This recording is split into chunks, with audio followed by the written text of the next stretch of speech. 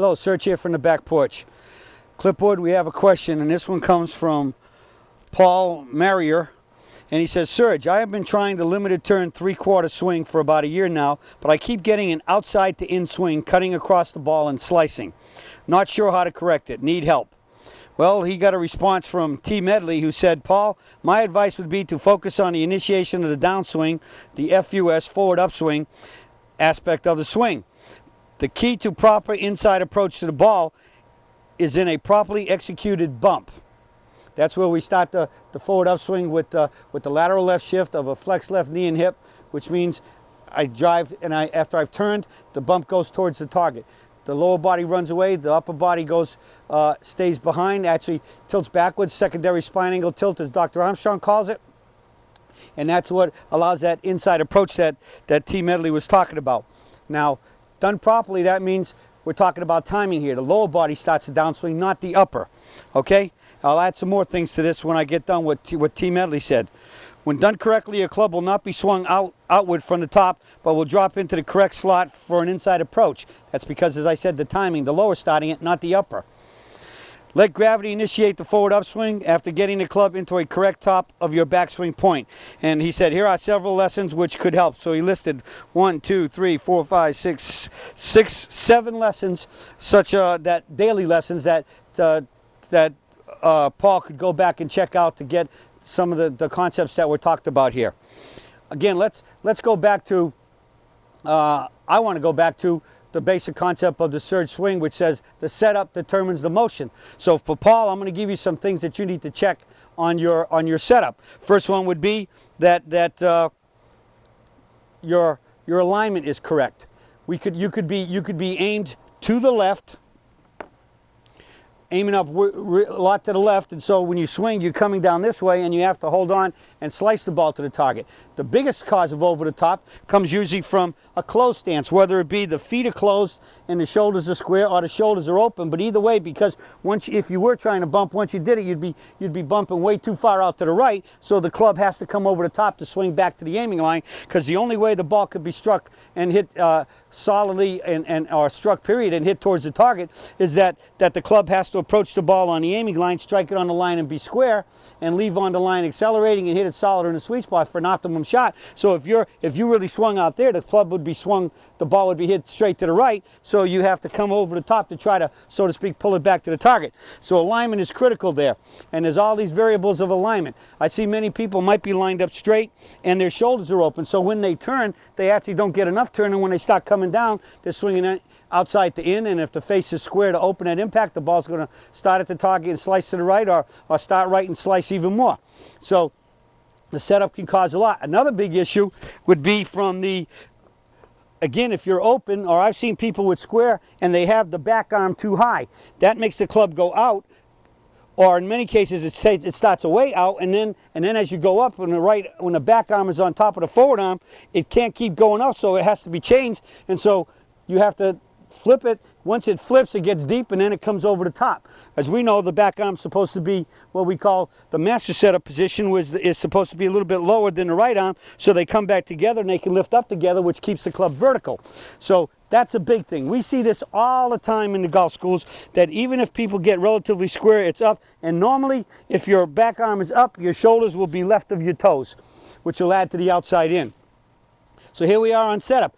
Back to the swing, we could say that there's too much turn in the backswing. So if you're in this position and you get up to the top and you're not over your toe line with your forward arm but inside, what's the only way back to the line? If you came straight back down this way, you go straight out to the right, so the only way back is over the top.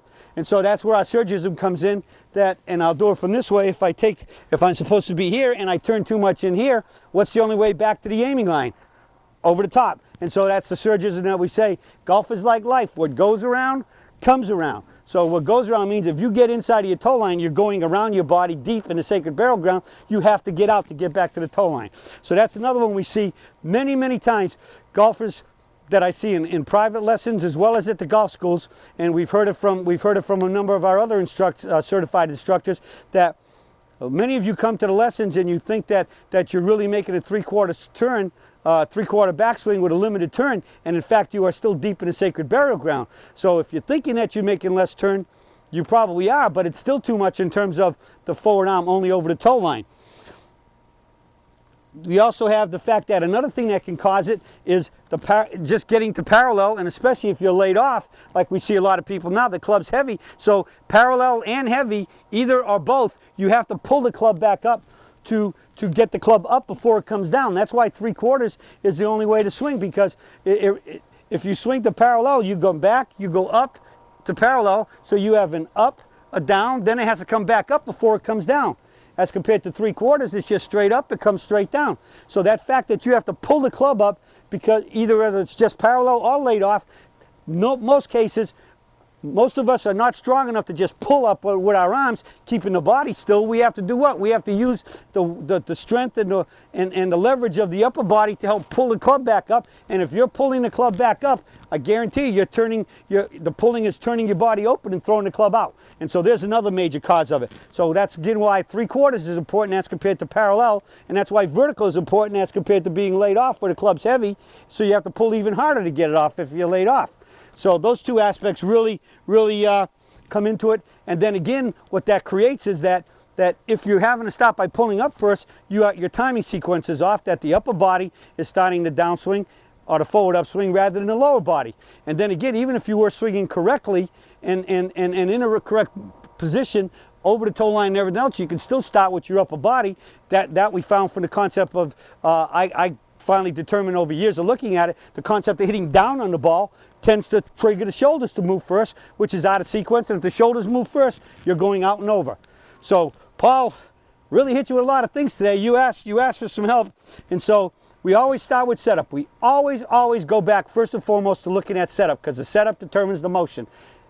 And then we look at all these other issues in terms of what could happen just if you even had a good setup, how your timing could be changed, which will change your path and plane.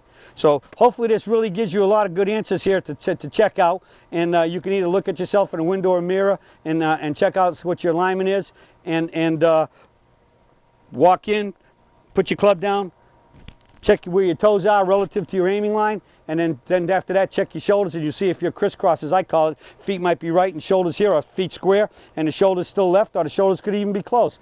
That's why it's always got to be in your alignment. Toes, knees, hips, and shoulders all the way up in the same line, parallel left of your aiming line at address. So we gave you a lot of things to look at, because it could be a lot of things. That's why in many cases fixing a golf swing isn't just simple. It becomes complex in that there's so many variables that it can be. But in the end, once we identify it, the key is to do what? Don't worry about what you're doing wrong. Think about doing everything right, setting up correctly and making a correct swing. And that's the best way to play golf, but you have to be set up correctly to start. And normally, 99% of the time, swing problems start with setup. Okay, well that's it for the search for today, and I'll be talking to y'all again soon.